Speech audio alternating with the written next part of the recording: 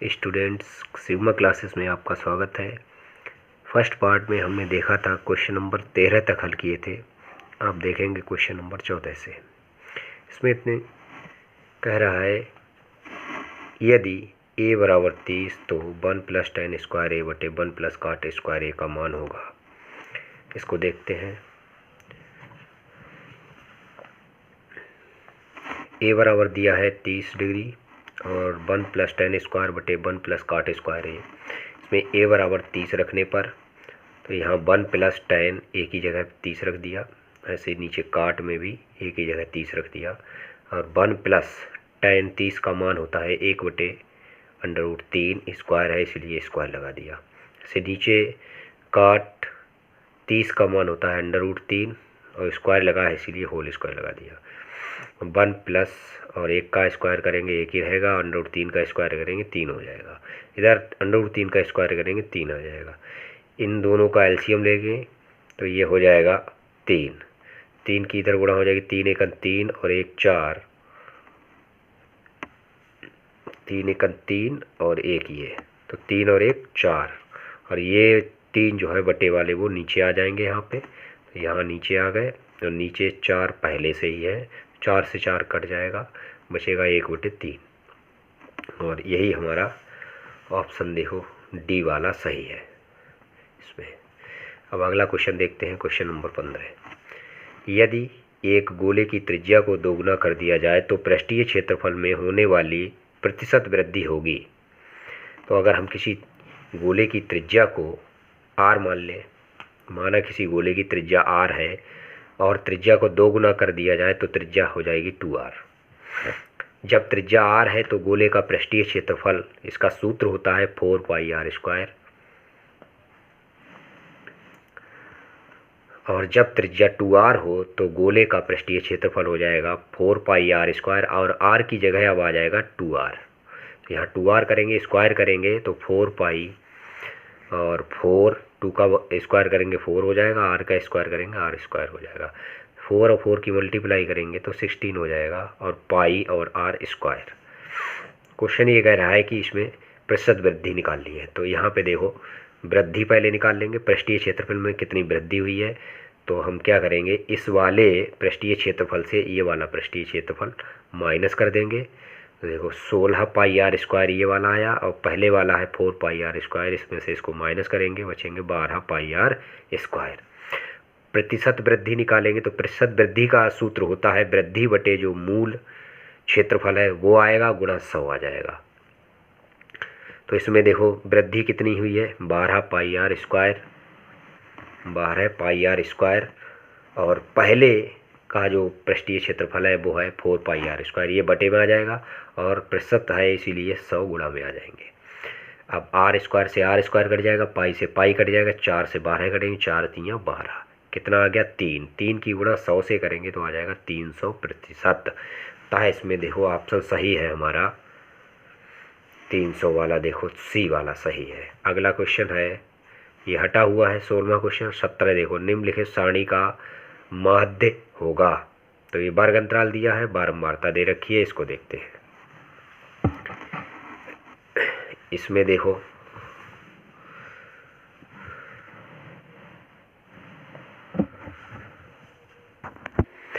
इसमें वर्ग अंतराल दिया है 0 से 2, 2 से 4, 4 से 6, 6 से 8, 8 से 10 और बारंबारता दे रखी है मैं सवाल में 0 से 2 में है 3, 2 से 4 में है 1 और 4 से 6 में है 5 और 6 से 8 में है 4, 8 से 10 में है 7। अब इसका जो हमें निकालना है माध्य निकालने के लिए हमको मध्यमान की आवश्यकता पड़ेगी। तो मध्यमान निकाल लेते हैं। 0 और 2 इन दोनों को जोड़ के बटे 2 कर देंगे तो इसका मध्यमान आ जाएगा। तो 0 और 2 जोड़ेंगे 2 हो जाएगा, बटे में 2 करेंगे 1 आ जाएगा। फिर 2 और 4 इनको जोड़ेंगे बटे में 2 कर देंगे, 2 और 4 6, 6 बटे 2 करेंगे तो 3 आ जाएगा।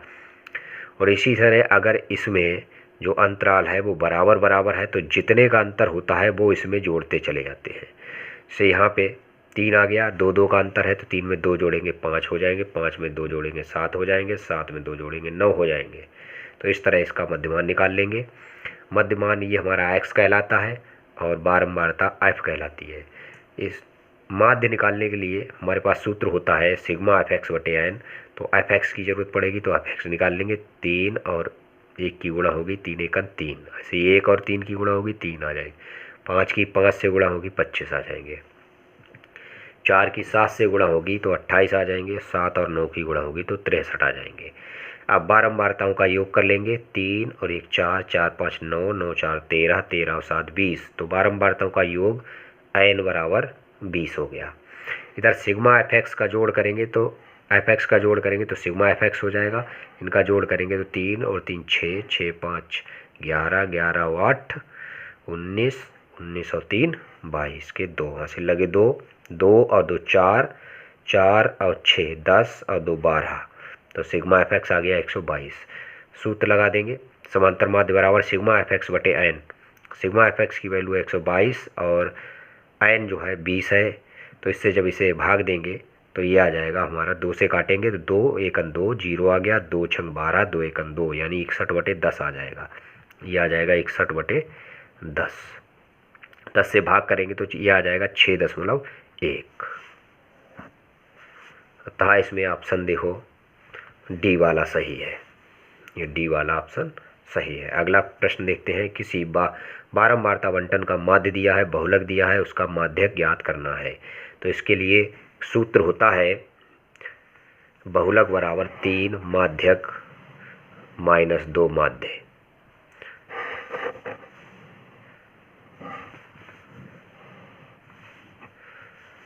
तो ये बहुलक दिया है हमको 28 और 3 गुणा माध्यक माइनस 2 गुणा माध्य की वैल्यू में दे रखी है 24.1 और इसमें 28 हो जाएगा, ये वैसा ही उतर जाएगा। इसकी हम गुणा कर लेंगे 2 एकन 2, 2 चौकू 8, 2 दूनी 4। अब इसको इधर ले जाएंगे तो ये प्लस हो जाएगा और यहाँ बचेगा हमारे पास 3 गुणा माध्यक। इनको जोड़ लेंगे और जोड़ने पर आएगा 76.2 और ये 3 इधर से इधर जाएंगे तो बटे में पहुँच जाएंगे और 3 से काटेंगे तो 3 दूनी 6 बचा 1, 16 हो गया, 3 पंजे 15 बचा 1 और 3 चौकू 12। तो ये आ गया 25.4 माध्यक। इसमें देखो कौन सा ऑप्शन सही है। इसमें ऑप्शन सही है 25.4, ये सी वाला सही है। ये सी वाला सही है इसमें। इसके बाद अगला है वर्ग अंतराल 0 से 1 और 0 से 10, 10 से 20, 20 से 30, 30 से 40, 40 से 50। बारंबारता दे रखी है 11, 21, 23, 14, 5। कह रहा है उपरयुक्त बारंबारता बंटन में बहुलक वर्ग होगा। तो बहुलक वर्ग देखो क्या होगा, जिसकी बारंबारता सबसे अधिक होती है वही हमारा बहुलक वर्ग होता है। तो इसमें बारंबारता 23 जो है सबसे अधिक है, तब बहुलक वर्ग हमारा 20 से 30 हो जाएगा। इसमें ऑप्शन बी सही होगा। अगला है माध्यक एवं बहुलक के बीच संबंध। तो ये सूत्र होता है हमारा बहुलक बराबर 3 माध्यक माइनस 2 माध्य। तो इसमें बी वाला ऑप्शन सही होगा। इसके बाद हम देखते हैं खंड बा में है पहला सवाल है, यदि 2 cos स्क्वायर 45 माइनस 1 बराबर cos थीटा तो थीटा का मान ज्ञात कीजिए। देखिए इसमें जो है खंडबा में ये हमको दे रखा है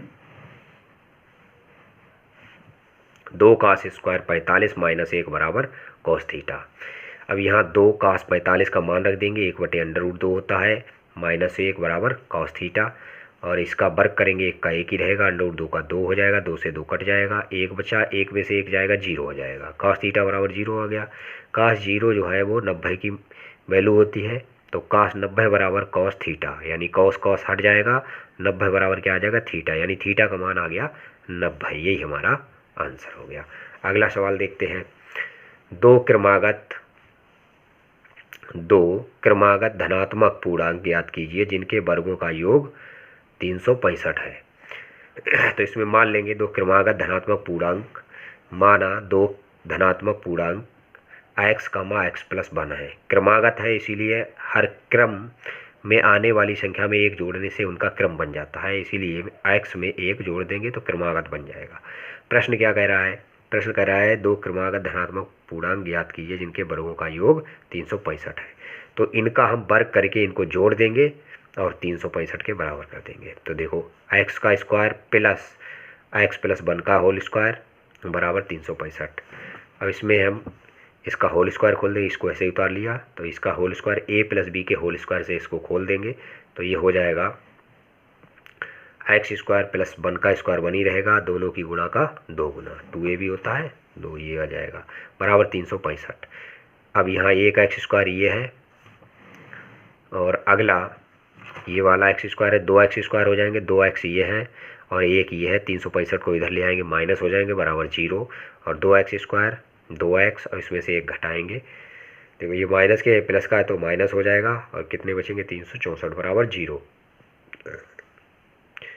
अब 2 से पूरे समीकरण को क्या कर देंगे, भाग कर देंगे। 2 से भाग करने पर जब 2 से भाग करेंगे तो बटे में 2 आ जाएंगे, इसके बटे में भी 2 इसके बटे में भी 2, तो 2 से 2 कट गया, 2 से 2 कट गया, 2 से काटोगे 2 1 2 और 16 हो गया, 2 8 16 2 दूनी 4, तो ये आ गया एक्स स्क्वायर माइनस 182 बराबर 0। तो एक्स स्क्वायर प्लस अब इसके गुणनखंड कर लेंगे, यानी गुणा आनी चाहिए हमारे पास 182 और माइनस है इसीलिए अंतर देखा जाएगा, अंतर कितना आना चाहिए 1 के बराबर। तो अब देखो इसके गुणनखंड करेंगे तो 14 माइनस 13, 14 13 की गुणा करेंगे 182 आ जाएगा और घटाएंगे तो 1 आ जाएगा। तो इस तरह से इसके गुणनखंड बन जाएंगे। तो यहाँ पे हम रख लेंगे 14 माइनस 13 और माइनस 182, तो ये हो जाएगा एक्स स्क्वायर प्लस ब्रैकेट खोलेंगे तो ये एक्स अंदर आ जाएगा तो 14x हो गया और इधर माइनस 13 और x माइनस 182 आ जाएगा। इसके बाद देखो यहाँ इन दो में से x कॉमन हो गया तो क्या बचेगा, एक x बचेगा, इधर से x बाहर चला गया 14 बचेगा, माइनस का 13 कॉमन हो गया तो यहाँ क्या बचेगा x। जब माइनस बाहर आया ब्रैकेट के तो अंदर वाला चिन्ह बदल जाएगा, प्लस हो जाएगा, 13 से भाग करोगे तो ये आ जाएगा 14। तो ये ब्रैकेट सेम हो गई हैं तो ये ब्रैकेट फिर से कॉमन हो जाएंगी, x प्लस 14 और दूसरी ब्रैकेट में आ जाएगा x माइनस 13 बराबर 0। अब हम क्या करेंगे, एक एक को 0 कर लेंगे। देखो x प्लस 14 बराबर 0, तो x बराबर क्या हो जाएगा माइनस का 14, 14 इधर लाएंगे माइनस हो जाएगा और x माइनस 13 बराबर 0, इधर लाएंगे तो प्लस का हो जाएगा। हमारे पास धनात्मक क्रमागत है और ये ऋणात्मक है तो इसीलिए ये क्या हो जाएगा अमान्य हो जाएगा। अब हमारे पास धनात्मक पूर्णांक निकल आएंगे, अतः क्रमागत धनात्मक पूर्णांक x का x प्लस 1, यही तो माने थे हमने। तो यहाँ x का मान रख दो 13, यहाँ भी रख दो 13 प्लस 1, तो ये आ गया 13 13 1 14, तो ये हमारे पास क्रमागत धनात्मक पूर्णांक निकल आए। अगला सवाल देखते हैं, सवाल नंबर 81। देखो बिंदु x कामा y बिंदुओं 3 कामा 6 और माइनस 3 कामा 4 से समदूरस्थ हों तो x और y में संबंध ज्ञात कीजिए। तो देखो यहाँ से हम इसके लिए मान लेते हैं कोई बिंदु है हमारे पास, ये P बिंदु है और A और B इससे क्या है, दोनों बराबर दूरी पर हैं। तो PA और PB की ये दूरियां जो हैं बराबर हो जाएंगी, यानी PA और PB ये दूरियां हो जाएंगी बराबर, तो PA बराबर हो जाएगा PB। अगर दोनों का इधर वर्ग करेंगे तो इधर भी वर्ग हो जाएगा। तो देखो PA यानी दो बिंदुओं के बीच की दूरी का सूत्र लग जाएगा। तो ये पहला बिंदु, ये दूसरा मान ले तो x माइनस x1 होता है या x2 माइनस x1 होता है, तो ऐसे भी समझ सकते हैं, या x1 माइनस x2 भी कर सकते हैं, यानी x माइनस 3 का होल स्क्वायर ये आ जाएगा, प्लस ये हो जाएगा y माइनस 6 यानी y माइनस 6 का होल स्क्वायर। पूरे का स्क्वायर है इसलिए ब्रैकेट लगा देंगे, स्क्वायर लगा देंगे। अब इधर वाले में देखो, इधर x माइनस 3 का होल स्क्वायर, तो माइनस पहले से है तो ये x प्लस 3 हो जाएगा होल स्क्वायर, और y माइनस 4 तो ये y माइनस 4 का होल स्क्वायर, पूरे का स्क्वायर है इसलिए ब्रैकेट लगा के पूरे का स्क्वायर कर देंगे। इस स्क्वायर से ये रूट हट जाएगा, इस स्क्वायर से ये रूट भी हट जाएगा। अब देखो इसे ओपन कर लेते हैं, a माइनस बी के होल स्क्वायर, तो पहले पद का वर्ग एक्स स्क्वायर हो गया, प्लस दूसरे पद का वर्ग 3 का वर्ग हो गया, माइनस दोनों की गुणा का 2 गुना, यानी दोनों की गुणा 3x हो गई और गुणा 2 आ गया। ऐसे इसमें खोल देंगे तो पहले पद का वर्ग दूसरे पद का वर्ग माइनस दोनों की गुणा का 2 गुना, और इसी तरह इधर a प्लस बी का होल स्क्वायर लगा देंगे तो पहले पद का वर्ग दूसरे पद का वर्ग प्लस दोनों की गुणा का 2 गुना, और इसमें भी लगा देंगे तो बाई स्क्वायर हो जाएगा, पहले पद का वर्ग प्लस दूसरे पद का वर्ग और माइनस दोनों की गुणा का 2 गुना। अब देखो यहाँ एक्स स्क्वायर से ये एक्स स्क्वायर कट जाएगा, बाई स्क्वायर से ये बाई स्क्वायर कट जाएगा, 3 के स्क्वायर से ये 3 स्क्वायर कट जाएगा। बचा क्या है हमारे पास? अब देखो यहाँ से 3 दूनी 6x माइनस का बचा और 6 का वर्ग करोगे 36 हो जाएगा, 6 दूनी 12 बाई ये बच गया। इधर से 3 दूनी 6x ये आ गया हमारा, 4 का वर्ग करोगे 16 आ जाएगा और इधर 2 चौकू 8 बाई ये आ गया। अब यहाँ से देखो 36 ये है, 16 इधर ले आओ तो ये माइनस हो जाएंगे और 6x ऐसे ही उतार लिए, 6x इधर से लाएंगे, इधर माइनस के हैं, इधर लाएंगे तो प्लस हो जाएंगे और 8 बाई इधर माइनस के हैं, 12 बाई इधर माइनस के हैं, ये इधर लाएंगे तो ये प्लस हो जाएंगे। इसके बाद देखो अगर हम 36 में से 16 घटाएंगे तो 20 बचेंगे और 6 और 6 12x हो जाएगा और 8 माइनस के हैं, 4 प्लस के हैं तो ये माइनस हो जाएंगे, 12 में से 8 घट जाएंगे, 4 बचेंगे प्लस के, 4 बाई हो गए। अब यहाँ से देखो 12x 4 बाई 20 को इधर ले आओ तो माइनस के हो जाएंगे, इधर क्या बचेगा 0 तो इधर 0 लिख लिया। अब यहाँ देखो 4 से पूरे समीकरण को भाग कर देंगे, 4 से भाग करेंगे तो ये देखो 4 से भाग करेंगे बटे में 4 आ जाएगा, इसके बटे में भी 4, इसके बटे में भी 4, 4 3 12, 4 एकन 4 और 4 पंजे 20 तो ये आ जाएगा। यहाँ बचा 3x प्लस बाई माइनस का 5 बराबर 0, यही हमारा आंसर हो जाएगा। अगला प्रश्न देखते हैं डी वाला। ये कह रहा है एक लंबवृत्तीय शंकु के आधार की त्रिज्या 3.5 सेंटीमीटर तथा ऊंचाई 12 सेंटीमीटर है, शंकु की तिर्यक ऊंचाई ज्ञात कीजिए। तो हमको r दे रखा है और ऊंचाई h बराबर 12 दे रखा है, तिर्यक ऊंचाई l हमको ज्ञात करनी है। चलो देखते हैं इसको।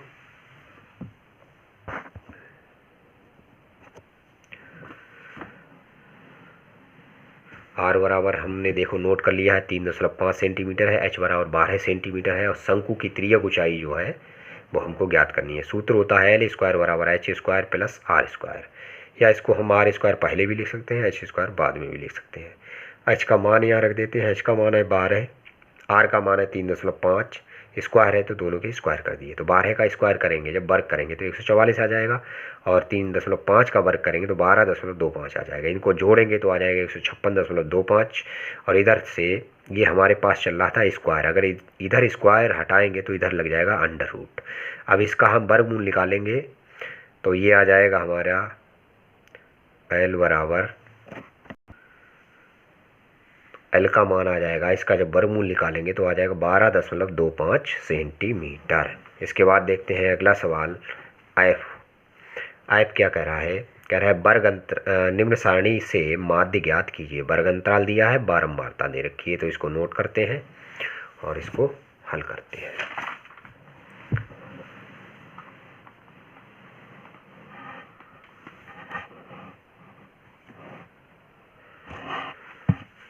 देखिए इसमें दिया है हमें वर्ग अंतराल 0 से 10, 10 से 20, 20 से 30, 30 से 40, 40 से 50। अब हमको अगर समांतर माध्य ज्ञात करना है तो मध्यमान की आवश्यकता पड़ेगी, तो हम पहले मध्यमान निकालेंगे। 0 से 10 यानी 10 में 0 जोड़ेंगे बटे में 2 करेंगे तो 5 आएगा। यहाँ देखो अंतराल जो है सब में बराबर है, अगर बराबर अंतराल है तो वही हम इसमें जोड़ते चले जाते हैं एक निकाल के। तो 5 है, 5 में 10 10 का अंतर है तो 10 जोड़ देंगे, 5 में 10 जोड़े 15 हो गए, 15 में 10 जोड़ेंगे 25, 25 में 10 जोड़ेंगे 35, 35 में 10 जोड़ेंगे 45। ये बारंबारता हमको दे रखी है। अब हम क्या करेंगे, समांतर माध्य निकालने के लिए हमको एफ एक्स की आवश्यकता होगी, तो यहाँ से एफ और एक्स की गुणा कर लेंगे। 5 3 15 और 15 और 10 की गुणा करेंगे 150 और 25 और 11 की गुणा करेंगे 275, 39 और 9 की गुणा करेंगे 315, 45 और 7 की गुणा करेंगे तब भी 315। अब इनको जोड़ लेंगे तो 3 और 0 और 1 4, 4 और 9 13, 13 और 7 20, हासिल लगे 2। अब 1 1 2 हासिल के 2, 40 हो गया। तो n बराबर आ चुका है हमारा 40। यहाँ से इसको भी जोड़ लेंगे तो 5 और 5 10, 5 15, 5 20 का 0 हासिल लगे 2। 1 और 5 6, 6 7 13, 13 1 14, 14 1 15, 15 और 2 17, 17 के 7 हासिल लगा 1। अब देख लो 1 और 2 3, 3 और 3 6, 6 और 3 9, 9 और 1 10। तो ये आ गया सिग्मा एफ एक्स बराबर 10 और 70। सब माध्य का सूत्र लगाएंगे सिग्मा एफ एक्स बटे एन।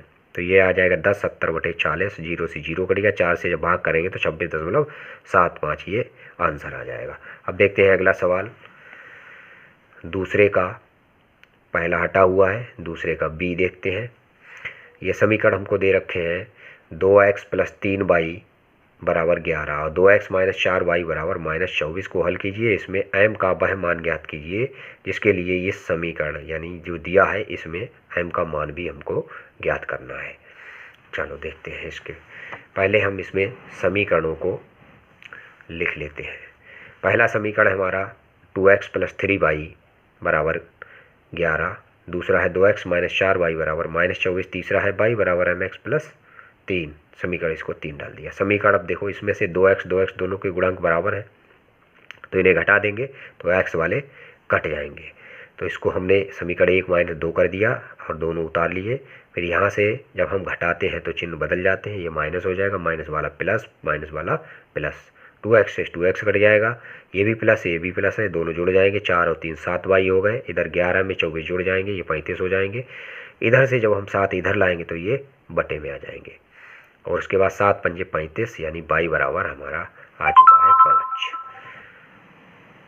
हम y का मान क्या करेंगे, समीकरण 1 में रख देंगे। समीकरण 1 ये है हमारे पास, देखो 2x + 3, ये वाला देखो समीकरण 1 है, 2x + 3y बराबर 11। तो y का मान 5 आ गया तो 2x + 3 × 5, यहाँ y की जगह आ जाएगा 5, तो आ गया 3 × 5 बराबर 11। 2x + 3 पंजे 15 बराबर 11। अब 2x बराबर हो जाएगा 11, 15 इधर ले आओ, माइनस के हो जाएंगे तो यहाँ बचेंगे 4 माइनस के, और 2 इधर से इधर लाएंगे तो बटे में आ जाएंगे। तो 2 से काटेंगे, 2 दूनी 4, तो माइनस के 2 यानी x का मान आ गया हमारे पास -2। अब ये x और y के मान हम कहाँ रख देंगे, हम रख देंगे समीकरण 3 में। 3 हमारा क्या था, यानी x और y के मान समीकरण 3 में रखने पर तो देखो y बराबर mx + 3 था तो y का मान आया हमारे पास 5 और x का मान आया -2। तो ये दोनों मान रख दिए, बाकी से उतार दिया। 5, 3 को इधर ले आए तो माइनस के हो गए, इसकी गुणा करोगे माइनस का 2m हो जाएगा।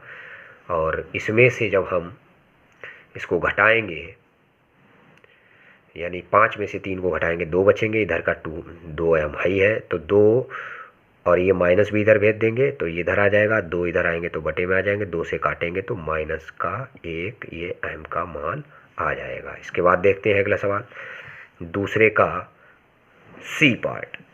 सी क्या कह रहा है, यदि कोई रेखा एक त्रिभुज ABC की भुजाओं AB और AC को क्रमशः D और E पर परिच्छेद करे तथा भुजा BC के समांतर हों तो सिद्ध कीजिए AD/AB बराबर AE/AC। तो देखते हैं इसको।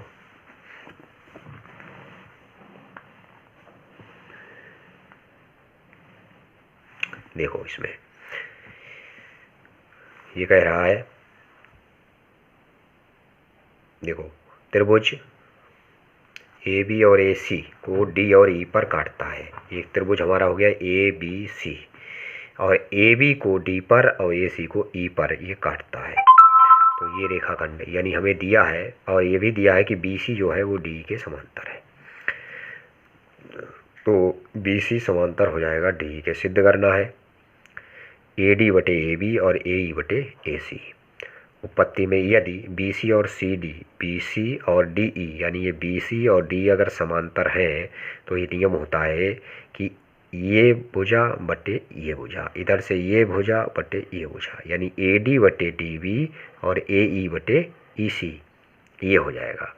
अब हम क्या करेंगे, इसे उल्टा कर लेंगे, नीचे वाला ऊपर, ऊपर वाला नीचे, यानी DB ऊपर पहुंच जाएगा, AD नीचे आ जाएगा। ऐसे इधर से EC ऊपर और AE नीचे। अब इसमें हमने क्या करा, दोनों तरफ 1 1 जोड़ दिया। देखो 1 हमने दोनों तरफ जोड़ दिया है और जब इधर जोड़ेंगे एलसीएम लेंगे तो DB + AD हो जाएगा बटे AD। ऐसे ही EC + AE हो जाएगा बटे AE। अब AB/AD, अब देखो DB और AD चित्र में देखो, DB और AD ये पूरा हो जाएगा AB। ऐसे ही EC और AE ये पूरा हो जाएगा AC।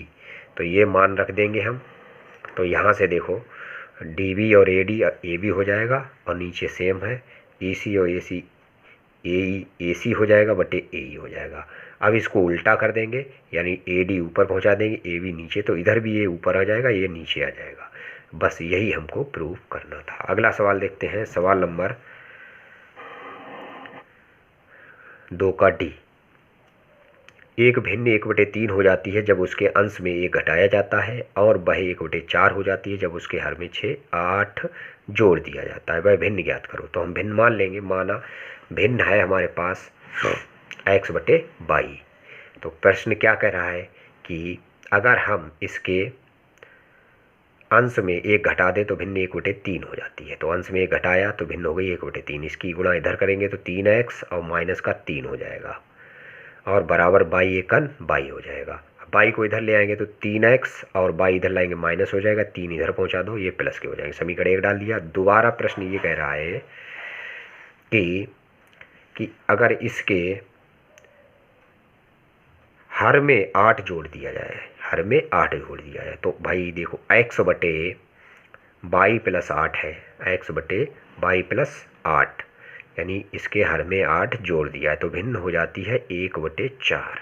4 की गुणा इधर करेंगे तो 4x हो जाएगा, ऐसी गुणा करेंगे, और इसकी गुणा 1 से करेंगे। जब इसकी गुणा 1 से करेंगे तो ये हो जाएगा, सेम आ जाएगा 22 + 8, तो ये आ गया 22 + 8। 22 को इधर ले आएंगे, जब इधर लाएंगे तो ये हो जाएगा माइनस का 22, तो 4x - 22 बराबर आ गया 8। समीकरण 1 और 2 मिल गए हमें। देखो एक में 22 माइनस का है, दूसरे में भी माइनस का 22 है। अगर इनको घटाएंगे तो ये 22 से 22 कैंसिल हो जाएगा और x का मान निकल आएगा। तो देखो इधर समीकरण 1 में से 2 को हमने घटाया है। जब 1 में से 2 को घटाएंगे तो देखो क्या बचेगा, इसमें ये लिख लिया और ये भी लिख लिया। अब घटाएंगे तो चिन्ह बदल जाएंगे। देखो ये प्लस का है माइनस हो जाएगा, माइनस का है प्लस हो जाएगा, ये प्लस का है माइनस हो जाएगा, 22 से 22 कट जाएगा। अब ये 4x माइनस के 3 प्लस के हैं तो 4 ज़्यादा हैं, ये माइनस के x बचेंगे। इधर से 8 में से 3 कम हो जाएंगे, ये हम माइनस के 5 बचेंगे, तो माइनस से माइनस ये कट जाएगा, x बराबर आ जाएगा 5। अब x का मान समीकरण रख देंगे 1 में, तो x का मान समीकरण 1 में रखने पर देखो 1 में रखेंगे तो ये देखो 1 है हमारा, 3x - 22 बराबर 3। तो यहाँ x का मान रखेंगे, कितना आया है 5, तो यहाँ हम रख देंगे 5, यानी 3 × 5, ये आ गया -22 बराबर 3। तो 5 × 3 = 15 -22 बराबर 3। तो 15 में से 3 घटाएंगे तो 12 बचेंगे, और इधर 22, यानी 22 बराबर कितना आ गया है हमारे पास 12। अब भिन्न देखो हमारी क्या हो जाएगी, भिन्न थी हमारी x/22, तो x/22 जब करेंगे तो x का मान ऊपर रख देंगे, नीचे 22 का मान, तो ये भिन्न आ गई हमारी 5/12। ये सवाल हो गया। अब देखते हैं अगला सवाल देखते हैं दूसरे का ई पार्ट। देखो x + 1/x बराबर 3 और x 0 के बराबर नहीं है के मूल ज्ञात कीजिए। तो इसके मूल ज्ञात करने हैं, तो इसके लिए हमने देखो ये समीकरण लिख लिया है, x + 1/x बराबर 3। अब इसकी इधर गुणा कर दी तो x² और प्लस 1/x बराबर 3। x की इधर गुणा करेंगे तो 3x हो जाएगा, इधर ये सेम उतार लिया है, तो 3x को इधर ले आएंगे तो x² इधर लाएंगे तो माइनस का 3x प्लस का 1 बराबर 0। अब इसकी तुलना कर देंगे x² + bx + c बराबर 0 से तुलना करने पर, तो a बराबर हो जाएगा, यहाँ गुणांक देखो 1 है, और यहाँ देखो b का गुणांक कितना है -3 और c का गुणांक है 1। इसके बाद धराचारी सूत्र लगाएं, इसके गुणनखंड होंगे नहीं तो धराचारी का सूत्र लगा देंगे। क्या होता है, x बराबर -b + -√b² - 4ac बटे में क्या आता है 2a। अब इसमें देखो सारी वैल्यू पुट करेंगे। देखो p का मान है हमारे पास देखो -3 और b का मान -3 है, तो इसे -3 रख दिया, plus minus under root b का मान रख दिया -3 - 4, a का मान 1 है, c का मान भी 1 है, बटे 2a, a का मान 1 है। तो यहाँ से देखो माइनस माइनस हो जाएगा प्लस का 3 प्लस माइनस अंडर रूट 3 का वर्ग करोगे 9 हो जाएगा, माइनस का वर्ग प्लस हो जाएगा, 4 एकन 4 एकन 4 हो जाएगा, 9 में से 4 जाएंगे 5 बचेंगे अंडर रूट में। अब इसमें एक बार प्लस चिन्ह ले लेंगे, प्लस चिन्ह लेंगे तो क्या आएगा, x बराबर आएगा 3 प्लस √5/2। इन्हें अलग अलग करेंगे तो 3/2 प्लस √5/2 हो जाएगा। इसी प्रकार से माइनस चिन्ह लेंगे तो ये आ जाएगा x बराबर 3/2 माइनस √5/2। ये हमारा हल हो जाएगा। अब देखते हैं अगला सवाल, सवाल नंबर 2 का f। ये कह रहा है दी गई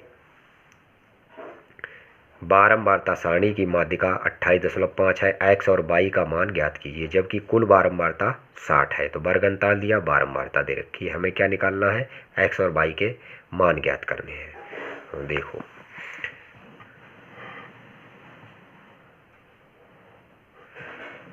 इसमें देखो माध्यिका हमें दे रखी है, वर्ग अंतराल दे रखा है 0 से 10, 10 से 20, और ये कहाँ तक दे रखा है, 50 से 60 तक दे रखा है।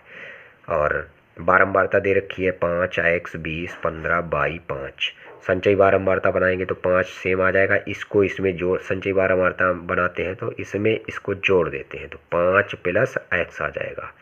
इसमें इसको जोड़ देंगे तो 20 और 5 25 प्लस x आ जाएगा। 25 में 15 जोड़ देंगे 40 प्लस x आ जाएगा। 40 में y जोड़ेंगे तो 40x प्लस y हो जाएगा। और 40 में 5 जोड़ेंगे तो 45 प्लस x प्लस y हो जाएगा। और बारंबारताओं का योग हमको पहले से सवाल में दे रखा है 60 है, तो इनको जोड़ेंगे तो 60 के बराबर आ जाएगा। तो n बराबर निकालेंगे तो ये आ जाएगा n/2 यानी 60/2 यानी ये आ गया 30। और माध्यक दे रखा है 28.5। तो 28.5 देखो यहाँ से देखेंगे वर्ग अंतराल में कौन से में फंसता है।